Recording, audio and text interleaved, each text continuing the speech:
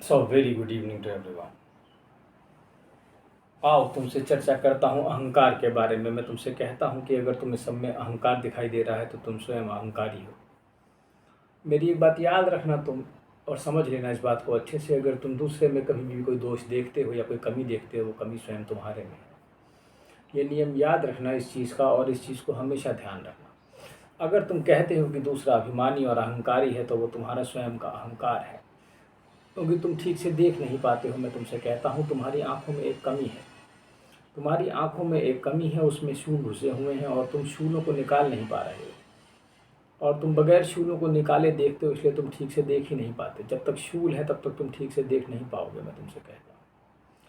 इसलिए अगर जब भी कभी दूसरे पे उंगली उठाओ तो पहले तो कई बार कहा भी जा चुका है कि 4 उंगलियां तुम्हारी तरफ ही उठेंगी। इस बात का ध्यान रखो और प्रयास यही रखो कि तुम सबसे अच्छा काम करो कि कोई विचार ही मत आने दो।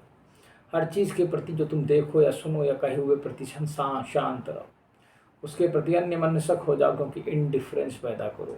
इसके लिए क्या पैदा करो? इनडिफरेंस पैदा करो। क्योंकि जब तुम इनडिफरेंस पैदा करते हो तो तुम एक अद्भुत चीज़ पैदा करते हो, मैं तुमसे कहता हूँ। देखो, आत्मज्ञानी भी एक तरीके का वो दिखा सकता है तुमको अहंकार या अभिमान, लेकिन उसका अभिमान दूसरों दिखाने के लिए होगा, बस उसके अंदर से कुछ नहीं होगा। वहाँ अंदर कोई अटैचमेंट नहीं है। मैं तुमसे कहता हूँ ऐसा नहीं है कि सिर्फ वो दिखाने के लिए कोई कार्य करेगा।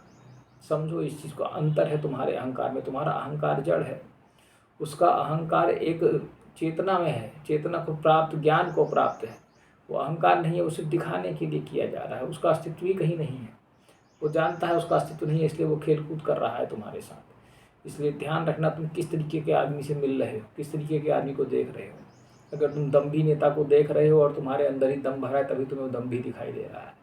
नहीं तो यहाँ परमेश्वर के नाटक के अलावा और कुछ हो ही नहीं रहा है। मैं तुमसे सच कहता हूँ, थोड़ा बारीकी से और अंदर घुस घुस के देखना। मैं तुमसे कहूँगा तुम्हें सब कुछ दिखाई दे जाएगा। तुम जो जो चाहते हो वो हो जाएगा।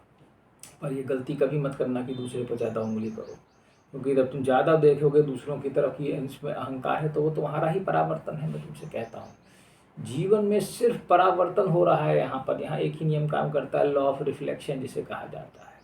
ठीक है, रिफ्लेक्शन होता रहता है। बस यहाँ तुम्हारे विचारों का तुम्हारे सामने खड़े हो जाते हैं आकर के। तुम सोचते हो ये कोई दूसरा है, पर होते वो तुम ही हो। मैं तुमसे कहता हूँ बिल्कुल बारीक विचार करना, क्योंकि वो तुम ही होते हो। और यहाँ पे हमेशा ये नियम ही काम करता है, अब तुम गलती मत करना। इसलिए मैं तुमसे कहता हूँ जब तक तुम्हारा अहंकार पूर्णतः न मिट जाए, तब तक तुम्हारा अस्तित्व है, तब तक तुम ठीक से देख ही नहीं पाओगे। अस्तित्व को समाप्त कर दो अपने। ये बेकार का अस्तित्व है, क्योंकि ये तुम्हारी अहंकार को नर्चर, अहंकार द्वारा पोषित है। इसका कोई वैसे भी कोई इसका अस्तित्व नहीं है। चाहे तुम अस्तित्व मानते हो, मानो चाहे ना मानो, ये क्षणिक है।